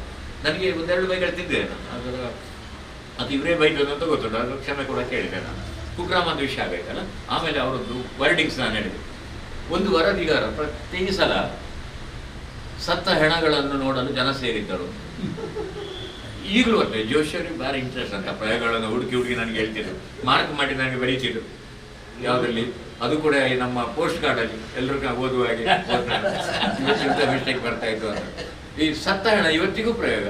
ಮತ್ತೆ ಯಾರೋ ಕಳ್ಳರು ಯಾರೋ ಗೊತ್ತಿಲ್ಲದೆ ಹೇಗೆ ಗೊತ್ತಾ ನಿಮಗೆ ಸರ್? ಅದು ಪೊಲೀಸರದ್ದೊಂದು ಪರಿಭಾಷೆ ಉಂಟು. ಈ ಪೊಲೀಸ್ ನಿಮಗೆ ನ್ಯೂಸ್ ಕೊಡ್ತಾರಲ್ಲ, ಅವ್ರು ನ್ಯೂಸ್ ಕೊಡುವಾಗ ಹೇಗೆ ಕೊಡ್ತಾರೆ? ಕಾಲಿನಿಂದ ಸಮ್ ಅನ್ನೋನ್ ಇಂಗ್ಲಿಷ್ನ ಪ್ರಯೋಗ. Some unknown culprits have entered the premises ಹಾಗೆ ಅಂತ ಬರುವುದು. ಅದು ನಮ್ಮಲ್ಲಿ ಯಾರೋ ಕಳ್ಳರು ಅಂತ ಅದರ ಅನುವಾದ ನಮ್ಮಲ್ಲಿ. ಆ ನಂತರ ಇನ್ನೊಂದು ವಿಷಯ ನೋಡಿ, ಅವರು ಎಷ್ಟು ಅಬ್ಸರ್ವ್ ಮಾಡ್ತಾ ಇದ್ದಾರೆ. ನನಗೊಂದು ಕರೆ ಬರ್ತದೆ, ಟೆಲಿಫೋನ್ ಕರೆ. ನೋಡಿ, ನಂದಿಗುಡ್ಡೆ ಸ್ಮಶಾನದ ಹತ್ರ ನೀವು ಒಮ್ಮೆ ಹೋಗಬೇಕು. ನಿಮ್ಮ ಲೇಖನ ತುಂಬ ಚೆನ್ನಾಗಿ ಬರೀತೀರಿ ನೀವು. ನೀವ್ಯಾರು? ಅಲ್ಲ, ನೀವಲ್ಲಿ ಹೋಗಿ, ನಾನು ನಿಮ್ಮ ಒಂದು ಅಭಿಮಾನಿ ಸ್ನೇಹಿತ ಅಂತ ಇಟ್ಕೊಳ್ಳಿ. ಅಲ್ಲಿ ನೀವು ಹೋದರೆ ನಿಮ್ಮೊಂದು ಕತೆ ಗೊತ್ತಾಗ್ತದೆ. ಅಲ್ಲಿಯ ಕಾವಲುಗಾರ ಪ್ರಭಾಕರ ಅಂತ.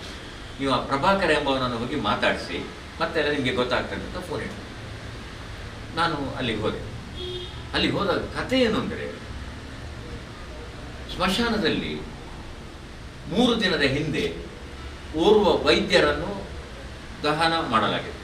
ವ್ರತಚರ್ಯವನ್ನಲ್ಲ ಅದನ್ನು ಮಾಡಲಾಗಿದೆ. ಅದು ಪೊಲೀಸ್ ಲ್ಯಾಂಗ್ವೇಜ್ ಆಗಿ ಕಾಲಿನಿಂದ ಒದ್ದು ಕೈಯಿಂದ ಥಳಿಸಿ ಹಲ್ಲಿನಿಂದ ಕಚ್ಚಿ, ಅವರದು ಬರುವಂಥದ್ದೇ ಹಾಗೆ ಪೊಲೀಸ್ ರಿಪೋರ್ಟ್ ಬರೋದು ಕಾಲಿನಿಂದ ಓದೋದು, ಮತ್ತೆ ಕೈಯಿಂದ ಓದಲಿಕ್ಕೆ ಆಗ್ತದ, ಕೈಯಿಂದ ಥಳಿಸಿ ಕಾಲಿಂದ ಕಚ್ಚಲಿಕ್ಕೆ ಆಗ್ತದ, ಹಲ್ಲಿನಿಂದ ಕಚ್ಚಿ ಮೂಗಿನಿಂದ ಕಚ್ಚಲಿಕ್ಕೆ ಆಗ್ತದ, ಬಟ್ ಲ್ಯಾಂಗ್ವೇಜ್ ಹಾಗೆ ಅವರದು.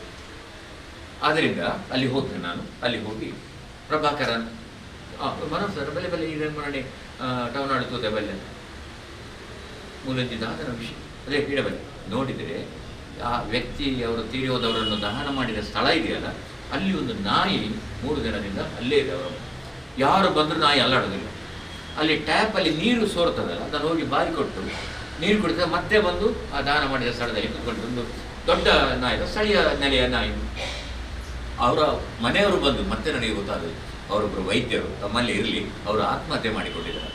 ಅವರ ಏನಂತಾರೆ ತುಂಬ ನೋವಾಗ್ತದೆ ಹೇಳಿ. ಅಲ್ಲಿ ಈ ನಾಯಿ ಮನೆಯವರು ಬಂದರೂ ಹೋಗಲಿಲ್ಲ. ಕೊನೆಗೆ ಅದನ್ನು ಎತ್ತಿಕೊಂಡು ಹೋಗುವ ಪ್ರಯತ್ನಕ್ಕೂ ಅದು ಜಗಲಿಲ್ಲ. ಕೊನೆಗೆ ಅವರು ಅಸಹಾಯಕತೆಯಿಂದ ಅವರು ಸಹೋದರು ಯಾರು ಎಂತ ಕೊಟ್ಟರು ತಿನ್ನೋದಿಲ್ಲ, ಖಾಲಿ ಆ ನೀರು. ಅದು ಇವಾಗ ಕೊಡ್ತಾನೆ ಪ್ರಭಾಕರನ್ ಅಂತ ಸ್ವಲ್ಪ ಅದಕ್ಕೆ ಕೆಮಿಸ್ಟ್ರಿ ಬಂದು ಅವರು ನೀರು ಕೊಟ್ಟು ಅದನ್ನು ಕುಡಿದು ಮತ್ತೆ ಅಲ್ಲಿ ಹೋಗಿ ನಾನು ಎಜ್ಜರನ್ನು ಕರೆದೆ. ಎಜ್ಜರ್ ಬಂದರು, ಅವರಿಗೂ ಭಾಳ ಫೀಲ್ ಆಯಿತು. ಅಫ್ಕೋರ್ಸ್ ನಿಮಗೆ ನಾಯಕತೆ ಅಂತ ಅನಿಸಿದರೆ ಈಕೆ ಕನ್ನಡದಲ್ಲಿ ಹ್ಯೂಮನ್ ಇಂಟ್ರೆಸ್ಟೆಡ್ ಸ್ಟೋರಿ ಅಂತ ಕರೀತಾರೆ, ಮಾನವೀಯ ಮೌಲ್ಯಗಳ ಕಥೆ ಅಂತ ಇದಕ್ಕೆ ಕರೀತಾರೆ. ಅದು ಪ್ರಾಣಿ ಆದರೂ ಕೂಡ.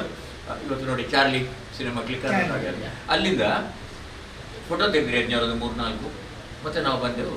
ಅದು ಶುಕ್ರವಾರ ನಾನು ವರದಿ ಬರೆದೆ, ಬಂದಾನೋ ಬಾರನೋ ಎನ್ನ ಒಡೆಯ ಅಂತ. ಸನ್ನಿ ಇವತ್ತಿನ ಫೇಸ್ಬುಕ್ಕಲ್ಲಿ ಇದೆ ನನ್ನ ಸ್ಟೋರಿ, ಬಂದಾನೋ ಬಾರನೋ ಎನ್ನ ಒಡೆಯ ಅಂತ. ಆಗ ಒಂದಷ್ಟು ರಾತ್ರಿ ಫೋನ್ ಮಾಡ್ತಾರೆ, ಅವರು ಮಾಡಿದರು, ಏನ್ರಿ ಒಳ್ಳೆದಾಗಿದೆಲ್ಲ story, beautiful, thank you sir, ಧನ್ಯವಾದ. ಅದೆಲ್ಲ ಬೇಡ್ರಿ, ಇದು ಫ್ರಂಟ್ ಪೇಜಿಗೆ ಇದು ವರ್ಕ್ ಎಂಥ ರೋಮಾಂಚನ ನೋಡಿ. ಫ್ರಂಟ್ ಪೇಜಲ್ಲಿ ನನ್ನ ಬೈಲೈನ್ ಬರ್ತದೆ, ಹೆಸರು ಬರ್ತದೆ ಯಜ್ಞರ ಜೊತೆಗೆ, ಮತ್ತು ಇದು ಕ್ಲಿಕ್ ಆಗ್ತದೆ, ಬಂದಾನೋ ಬಾರನೋ. ನೀವು ಫೋಟೋ ನೋಡಿದ್ರೆ ನಿಮಗೆ ಕಣ್ಣಿಗೆ ನನ್ನ ಹತ್ರ ಉಂಟು, ಮತ್ತೆ ಬೇಕಾದ್ರೆ ನೋಡು. ಅವ್ರು ಹೇಳಿದ್ರು, ಇವತ್ತು ಫ್ರಂಟ್ ಪೇಜ್ ಡೆಲ್ಲಿದು ಭಾಳ ದೊಡ್ಡ ರಾಜಕೀಯ ಡೆವಲಪ್ಮೆಂಟು, ಏನು ಮಾಡೋಣ, ಒಂದು ದಿನ ಇಟ್ಟುಕೊಳ್ಳೋಣ, ನಿಮ್ದು ಎಕ್ಸ್ಕ್ಲೂಸಿವ್ ಸ್ಟೋರಿ ಅದು. ಹೌದು ಸರ್, ಅಲ್ಲ ಪಕ್ಕ ನಾಳೆ ಬೇರೆ ಯಾವ್ದಾದ್ರು ಪೇಪರಲ್ಲಿ ಬರ್ತದೆ. ಬೇರೆ ಯಾವುದು ಪೇಪರ್ ಅಂತ ಬರುವಂಥದ್ದು ಇರಲಿಲ್ಲ. ಮುಂಗಾರು ಶುರುವಾಗಿದ್ದ. ಮುಂಗಾರು 1984 ಸೆಪ್ಟೆಂಬರ್ 8ರಂದು ಆರಂಭವಾದಂಥ ಕಥೆ. ಅವರು ಒಂದು ದಿನ ಇಟ್ಕೊಳ್ಳುವನ ಅಂತ ಹೇಳಿ, ಹಾಂ ಸರ್, ಬೇರೆ ನಿಮ್ಮದು ಎಕ್ಸ್ಕ್ಲೂಸಿವ್ ಸ್ಟೋರಿ ಹೇಳಿದರೆ ಬೇರೆಯವ್ರಿಗೆ ಯಾಕ್ರಿ ಗೊತ್ತಾಗೋದು? ನೋಡಿ, ನಾನು ಎಕ್ಸ್ಕ್ಲೂಸಿವ್ ಅಂತ ಹೇಳಿದರೆ ಬೇರೆ ಯಾವುದೂ ಬರಬಾರ್ದು. ಅಲ್ಲ, ಪಕ್ಕನೇ ನೋಡ, ಒಂದು ರಿಸ್ಕ್ ತಗೊಳ್ಳುವ, ನಾನು ಜವಾಬ್ದಾರಿ ಅಂತ ಹೇಳಿದರು. ಆ ಮರುದಿನ ಅದು ಪ್ರಕಟ ಆಗಲಿಲ್ಲ. ಯಾಕಂದರೆ ಫ್ರಂಟ್ ಪೇಜಲ್ಲಿ ಭಾಳ ದೊಡ್ಡ ಪೊಲಿಟಿಕಲ್ ಡೆವಲಪ್ಮೆಂಟ್ ಇತ್ತು. ಅದೇ ದಿನ ರಾಮಕೃಷ್ಣ ಹೆಗಡೆಯವರು 15 ದಿನ ನೈನಿತಾಲ್ನಲ್ಲಿ ಚಿಕಿತ್ಸೆ ಆಗಿ ಬೆಂಗಳೂರಿಗೆ ಹಿಂದೆ ಬಂದ ದಿನ ಕೂಡ. ನಂತರ ಒಂದು ದಿನ ನಿಮ್ಮ ತಳಮಳ ನೋಡಬೇಕು, ನೀವೊಂದು ವರದಿ ಕೊಡ್ತಿಲ್ಲ, ಅದು ನಿಮಗೆ ಮಗು ಇರುವಂಥ ಸಂದರ್ಭ. ಅದು ಒಂದು ದಿನ ಡಾಕ್ಟರ್ ಲೇಟ್ ಆಗ್ತದೆ ಅಂತ ಹೇಳಿದರೆ ಏನೆಲ್ಲ ಆಗ್ತದೆ ನೋಡಿ, ಅಂಥ ತಳಮಳ ಇರ್ಬೋದು ಅಂತ ನಾನು ಭಾವಿಸ್ತೇನೆ. ಅಲ್ಲಿ ಮರುದಿನ ಭಾನುವಾರ ಫ್ರಂಟ್ ಪೇಜಲ್ಲಿ ಬಂದಾನ ಬಾರನೆ ಅನ್ನೋ ಒಡೆಯ ಅಂತ ಫ್ರಂಟ್ ಪೇಜಲ್ಲಿ 6 ಕಾಲಮ್. ಎಂಥ ಒಂದು ಸೆನ್ಸೇಷನ್ ಆಗಿ ಹೋಯಿತು ಅಂದರೆ, ಜನ ಅನೇಕ ಮಂದಿ ಫೋನಲ್ಲಿ ಹೇಳೋರು, ಕೆಲವರು ನಾವು ಹೋದರೆ ನಾವು ತಗೊಂಡೋಗ್ಬೋದು ಅದನ್ನು. ಅಂದರೆ ಮನುಷ್ಯನಿಗೊಂದು ಪ್ರೀತಿ ಇರ್ತದೆ ಅಲ್ಲ ಒಂದು ಕಡೆ, ನಾಯಿಗಲಿ ಬೇಕಿರಲಿ, ಅದು ಮನುಷ್ಯನನ್ನು ಮೀರಿದ ಒಂದು ಬಾಂಧವ್ಯ ನಮ್ಮಲ್ಲಿ ಉಂಟು. ಮೋಹನ್ ದಾಸ್ ಅವರು ಅದು ಗೊತ್ತಿತ್ತು. ಒಂದು ರಿಸ್ಕ್ ತಗೊಂಡೆ ವೃತ್ತಿಯಲ್ಲಿ. ಅವ್ರು ಹೇಳಿದರು ಮರುದಿನ ಅವರದ್ದೇ ಫೋನ್. ನಾನು ಹೇಳಿದ್ದು, ನನಗೆ ಇವತ್ತು ಮಧ್ಯಾಹ್ನ ಮನೆಗೆ ಹೋಗ್ಬೇಕು ಸರ್, ಊರಿಗೆ ಕರ್ವಾಲಲ್ಲಿ ಒಂದು ಪೂಜೆ ಉಂಟು ಸರ್, ಹೋಗಲೇಬೇಕು ನಾನು. ನೋಡಿ, ಇದರದ್ದು ಫಾಲೋ ಅಪ್ ಕೊಡಬೇಕು ನೀವು, ಕತೆ ಅಲ್ಲಿಗೆ ಬಿಡುವುದಲ್ಲ. ಏನು ನೀವು ಕತೆ ಕೊಡ್ತೀರ ಅದು ಅವ್ರು ಕಲಿಸಿದ್ರು. ಮೊದಲಿನ ಫಾಲೋ ಕೊಟ್ಟು ನೋಡಿ, ಇವತ್ತು ನೀವು ಒಬ್ಬ ಕೊಡ್ತಾನೆ, ಇವತ್ತು 8 ಮಂದಿ ಗಾಯಗೊಂಡು ನಾಳೆ ಕೊಡಬೇಕು, ಅವರು ಗುಣಮುಖರಾದ್ರ ಅಲ್ಲಿಗೆ ಬಿಡುವುದಲ್ಲ. ಅದು ಒಬ್ಬ ವೃತ್ತಿಪರ ಪತ್ರಕರ್ತನ ಲಕ್ಷಣ. ಫಾಲೋ ಅಪ್ ಅಂತ ಇಂಗ್ಲೀಷಲ್ಲಿ. ಇವತ್ತು ಏನೊಂದು ದೊಡ್ಡ ಸೆನ್ಸೇಷನ್ ಕೊಡ್ತೀರಿ, ನಾಳೆ ಅದರ ಫಾಲೋ ಅಪ್ ಕೊಡಬೇಕು. ಜನಕ್ಕೆ ಆಶ್ಚರ್ಯ, ಏನಾಯ್ತು ಅಂತ ಆಶ್ಚರ್ಯ ಇದೆಯಲ್ಲ, ಅದಕ್ಕೆ ಫಾಲೋ ಅಪ್ ಕೊಡಬೇಕು. ನಾನು ಹೇಳಿದ ಅದಕ್ಕೆ ವ್ಯವಸ್ಥೆ ಮಾಡಿದ್ದೇನೆ ಸರ್, ಆಯಿತು, ನಿಮ್ಮ ಮನೆಯದ್ದು ನಂಬರ್ ಕೊಟ್ಟೋಗಿ. ಆಗ ಡೈರೆಕ್ಟ್ ಇಲ್ಲ, ಅದು ಟ್ರಂಕ್ ಕಾಲ್ ಮಾಡೋದು. ಟ್ರಂಕ್ ಕಾಲ್ ನಿಮಗೆ ಮಣಿಪಾಲ ಕೆಲಸ ಮಾಡುವಾಗ ಟ್ರಂಕ್ ಕಾಲ್ ಸಿಗುವಾಗ ನೀವು ಬಸ್ಸಲ್ಲಿ ಹೋಗಿ ಬರ್ಬೋದು. ಲೈಟಿಂಗ್ ಕಾಲು ಒಮ್ಮೊಮ್ಮೆ ಅದು ಸಿಗೋದಿಲ್ಲ, ಅಂಥ ಪರಿಸ್ಥಿತಿ ಅದು. ಅದು ಮಾಹಿತಿ ತಂತ್ರಜ್ಞಾನ ಬಂದ ಮೇಲೆ ಅದು ಚೇಂಜ್ ಆಗಿದೆ. ಅದಕ್ಕೆ ರಾಜೀವ್ ಗಾಂಧಿ ಕಾರಣ. ನಾನು ರಾಜಕೀಯ ಹೇಳೋದು, ಇಂಡಿಯಾಕ್ಕೆ ಮಾಹಿತಿ ತಂತ್ರಜ್ಞಾನವನ್ನು ನಮ್ಮ ಅಮೆರಿಕದಲ್ಲಿದ್ದರು, ಅವರು ಈ ತಂತ್ರಜ್ಞಾನ ಇಂಡಿಯಾದಲ್ಲಿ ಅನುಷ್ಠಾನ ಮಾಡಿದರು. ಸ್ಯಾಮ್ ಪಿತ್ರೋಡ ಅವರಿಂದಾಗಿ ಇದು ಇಂಡಿಯಾದಲ್ಲಿ ನಿಮಗೆ STD ಆಗಲಿ ಮತ್ತು ಈಗಿನ ತಂತ್ರಜ್ಞಾನ ಮೊದಲು ಸ್ಟೆಪ್ ಅವರು ಹಾಕಿಕೊಟ್ಟದ್ದು ನಮಗೆ ರಾಜೀವ್ ಗಾಂಧಿಯ ಸಂದರ್ಭದಲ್ಲಿ. ಆನಂತರ ಮುಂದಿನವರು ಅದನ್ನು ಬೆಳೆಸ್ತಾ ಹೋದ್ರು. ಈಗ ಅದು ಗೊತ್ತಲ್ಲ. ಹಾಗೆ ನಾನು ವ್ಯವಸ್ಥೆ ಮಾಡಿ ಹೋದೆ. ಮರುದಿನ ನನಗೂ ಕುತೂಹಲ, ನಾನು ಮರುದಿನ ಬೆಳಿಗ್ಗೆ ಬರಬೇಕು, ಅದಕ್ಕೆ ಮನೆಯಲ್ಲಿ ಕರುವಾಲ ಪೂಜೆ ಆಯಿತು. ಮರುದಿನ ಪತ್ರಿಕೆ ಮಾರುವಾಗ ಲೇಟ್ ಆಗ ಹಳ್ಳಿಗೆ. ನಾನು ಬೈಲೂರಿಗೆ ನನಗೆ ಬಸ್ಸು, ಬೈಲೂರಿನಲ್ಲಿ ವಾಸ್ತವ್ಯೋಪಾಯಿಗಳು ಅಂತ ಅವರ ಅಂಗಡಿ. ವಾಸ್ತವ್ಯೋಪಾಯಿ ಅಂದರೆ ನಮ್ಮ ಇಲ್ಲಿಯ ರಾಮ ಅಲ್ಲಿದ್ದಾರಲ್ಲ, ಪಟೇಲ್ ರಾಮ ಅಯೋಧ್ಯೆ ಅವರ ಸಂಬಂಧಗಳು. ಅಲ್ಲಿ ಪೇಪರ್ ವಾಸ್ತು ಕೆಳಗೆ ಬೈಲೂರು ಕೆಳಪೇಟೆಯಲ್ಲಿ ಅಲ್ಲಿ ಅವರ ಹೋಟೆಲಲ್ಲಿ ಪೇಪರ್ ನೋಡ್ತೇನೆ, ನನಗೆ ಹೃದಯ ಬಾಯಿಗೆ ಬಂತು. ಉದಯವಾಣಿಯಲ್ಲಿ ಬ್ಯಾಕ್ ಪೇಜಲ್ಲಿ ಇಷ್ಟು ದೊಡ್ಡ ಫೋಟೋ.